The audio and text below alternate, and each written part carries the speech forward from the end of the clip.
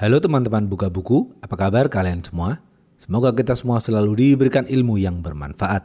Hari ini saya akan merangkum sebuah buku yang berjudul The Diary of a CEO yang ditulis oleh Steven Bartlett. Seperti yang kita tahu, Steven Bartlett adalah seorang entrepreneur, motivator, penulis, dan konten kreator yang sukses. Steven Bartlett adalah pria berkebangsaan Inggris yang meraih sukses di umur yang masih muda. Hingga kini, usianya baru menginjak 31 tahun. Steven Bartlett juga membuat channel YouTube bernama The Diary of a CEO. Dalam channelnya itu, Steven Bartlett mewawancarai orang-orang hebat dan memberikan berbagai macam informasi yang bermanfaat. Oke, langsung aja, put your headset on and listen to me.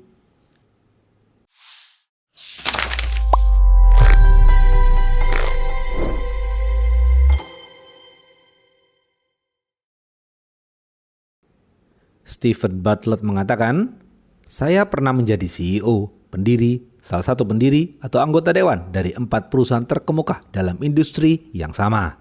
Pada masa puncak kejayaannya, mencapai valuasi kumulatif lebih dari $1 miliar. Saat ini, saya adalah pendiri Flight Story, sebuah agensi pemasaran inovatif. Perusahaan saya telah memperkerjakan ribuan orang di seluruh penjuru dunia.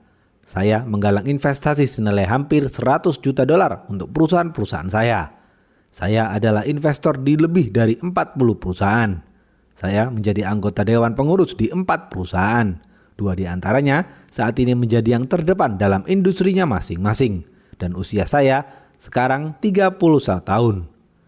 Menjadi pendiri dari 2 grup pemasaran sukses yang telah berkembang menempati puncak industri, saya menghabiskan banyak kehidupan profesional saya di ruang-ruang dewan pengurus untuk memberi saran kepada para CEO, CMO, dan pemimpin dari merek-merek terbesar di dunia tentang cara melakukan pemasaran dan cara menyampaikan kisah mereka secara daring.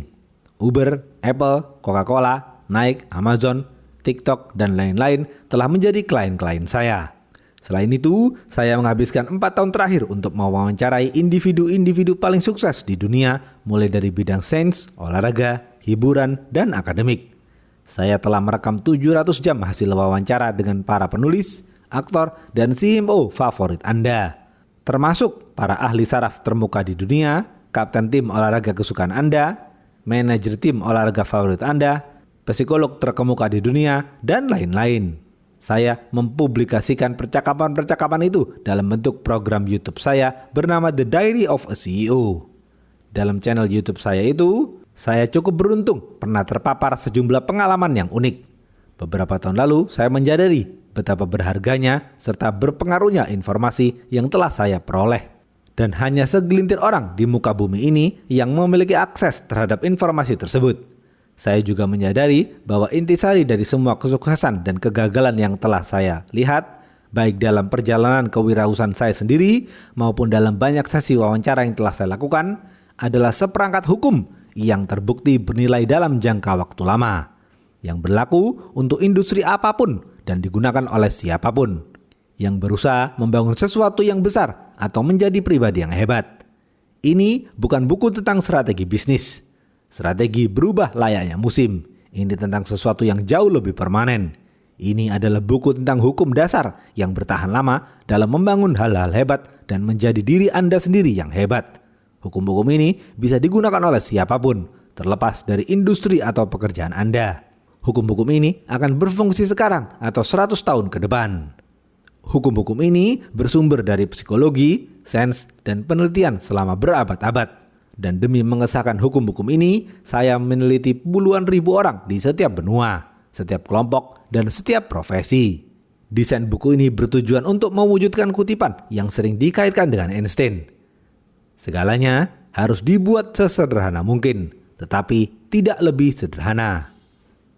Bagi saya, ini berarti memberi Anda kebenaran dan pemahaman mendasar tentang setiap hukum, dengan jumlah kata yang tepat yang diperlukan untuk melakukannya. Tidak kurang dan tidak lebih. Menjadi hebat dan membangun hal-hal besar menuntut penguasaan dalam 4 pilar. Saya menyebutnya 4 pilar kehebatan. Pilar pertama yaitu pilar diri. Seperti yang ditegaskan oleh Leonardo da Vinci, kita tidak dapat memiliki penguasaan yang lebih kecil atau lebih besar daripada penguasaan terhadap diri kita sendiri. Anda tidak pernah memiliki kekuasaan yang lebih besar atau lebih kecil daripada kekuasaan atas diri Anda sendiri. Puncak kesuksesan Anda diukur dengan penguasaan diri Anda. Parahnya kegagalan Anda diukur dengan pengabaian pada diri sendiri. Mereka yang tidak bisa menguasai diri sendiri tidak akan bisa menguasai orang lain. Pilar ini adalah tentang Anda. Kesadaran diri, pengendalian diri, perawatan diri, perilaku diri, harga diri, dan kisah diri Anda. Diri adalah satu-satunya hal yang dapat kita kendalikan secara langsung untuk menguasainya, yang bukan tugas mudah, berarti menguasai segenap dunia Anda. Pilar kedua yaitu pilar kisah. Segala sesuatu yang menghalangi jalan Anda adalah manusia. Sains, psikologi, dan sejarah telah memperlihatkan bahwa tidak ada grafik, data, atau informasi yang berpeluang lebih besar untuk memberikan pengaruh positif kepada manusia selain kisah yang benar-benar luar biasa. Kisah adalah satu-satunya senjata paling ampuh yang bisa digunakan setiap pemimpin untuk melengkapi dirinya sendiri. Kisah adalah valutanya umat manusia. Orang-orang yang menyampaikan kisah-kisah memikat, menginspirasi, dan emosional akan menguasai dunia. Pilar ini adalah tentang bercerita dan cara memanfaatkan hukum bercerita untuk membujuk manusia yang menghalangi jalan Anda agar mengikuti Anda. Membeli dari Anda, meyakini Anda, mempercayai Anda, bergaul dengan Anda, bertindak, mendengarkan, dan memahami Anda. Pilar ketiga yaitu pilar filosofi. Dalam bidang bisnis, olahraga, dan akademik, filosofi pribadi individu adalah satu-satunya prediktor terbesar tentang bagaimana mereka akan bertindak sekarang dan masa depan. Jika Anda mengetahui filosofi atau keyakinan seseorang, Anda dapat memperkirakan secara akurat bagaimana orang itu akan bertindak dalam situasi apapun. Pilar ini adalah tentang filosofi pribadi dan profesional yang diyakini dan dijalani orang-orang hebat, serta bagaimana filosofi-filosofi ini menghasilkan perilaku yang mengarah pada kehebatan. Filosofi Anda adalah perangkat keyakinan, nilai, atau prinsip yang memandu perilaku Anda. Mereka adalah keyakinan mendasar yang mendukung tindakan Anda. Pilar keempat adalah pilar tim. Definisi kata perusahaan adalah kelompok orang. Pada pokoknya, setiap perusahaan, proyek, atau organisasi hanyalah sekelompok orang. Segala sesuatu yang diproduksi, organisasi, baik atau buruk, berasal dari pikiran para anggota kelompok. Faktor kesuksesan paling penting dalam pekerjaan Anda adalah dengan siapa Anda memilih untuk bekerja. Saya tidak pernah melihat siapapun yang membangun sebuah perusahaan, proyek, atau organisasi besar tanpa sekelompok orang. Dan saya tidak pernah melihat siapapun mencapai kehebatan pribadi tanpa dukungan sekelompok orang. Pilar ini adalah tentang cara mengumpulkan dan memperoleh hal terbaik dari kelompok Anda. Mengumpulkan kelompok tidaklah cukup. Agar kelompok Anda menjadi tim yang benar-benar hebat, Anda membutuhkan orang-orang yang tepat, terikat oleh budaya yang tepat. Jika Anda memiliki orang-orang hebat yang terikat dengan budaya yang hebat, seluruh tim menjadi lebih hebat daripada jumlah bagian-bagiannya. Ketika 1 tambah 1 sama dengan 3, hal-hal besar akan terjadi. Di antara 4 pilar itu, terdapat 33 hukum bisnis dan kehidupan. Hukum pertama adalah hukum yang mendasari semuanya. Hukum pertama itu adalah isi 5 bejana Anda dalam urutan yang benar. Stephen Bartlett mengatakan, kawan saya David sedang mengasuh di depan taman rumahnya sambil menikmati espresso paginya. Ketika seorang pria yang bersimbah peluh tampak bingung dan terengah-engah dalam balutan pakaian olahraga yang lusuh berjoging pelan ke arahnya. Pria yang jogging itu berhenti melangkah dan menyapa kawan saya David sembari bersusah payah mengatur nafasnya. Dia melontarkan lelucon yang tidak dapat dimengerti. Tampak tertawa terbahak-bahak karenanya. Lalu mulai berbicara tidak karuan tentang pesawat luar angkasa yang sedang dibangunnya, mikrochip yang akan dipasang di dalam otak monyet, dan robot rumah tangga berkekuatan AI. Sesaat kemudian, pria itu berpamitan dengan David dan melanjutkan perjalanannya dengan gontai. Pria yang jogging dan bersimbah peluh itu adalah Elon Musk, miliuner pendiri Tesla, SpaceX, Neuralink, OpenAI, PayPal, dan lain-lain. Sebelum saya mengungkap identitas pria yang jogging dan bersimbah peluh itu, Anda mungkin beranggapan dia semacam pelarian dari fasilitas psikiater setempat atau mengalami gangguan psikotik. Namun, begitu Anda mendengar namanya, semua ambisi luar biasa yang disebutkan tadi tiba-tiba saja menjadi dapat dipercaya. Malahan, saking dapat dipercayanya, ketika Elon Musk memberitahu dunia tentang ambisinya, orang-orang akan secara membabi buta memberikan miliaran dolar warisan anak-anak mereka untuk mendukungnya. Mereka akan berhenti dari pekerjaannya dan pindah untuk bekerja dengan Elon Musk. Bahkan, mereka akan memesan produknya sebelum produk itu dibuat. Ini karena Elon Musk telah memenuhi kelima bejananya. Bahkan, semua orang yang saya temui yang mampu membangun hal-hal hebat memiliki 5 bejana yang sangat penuh.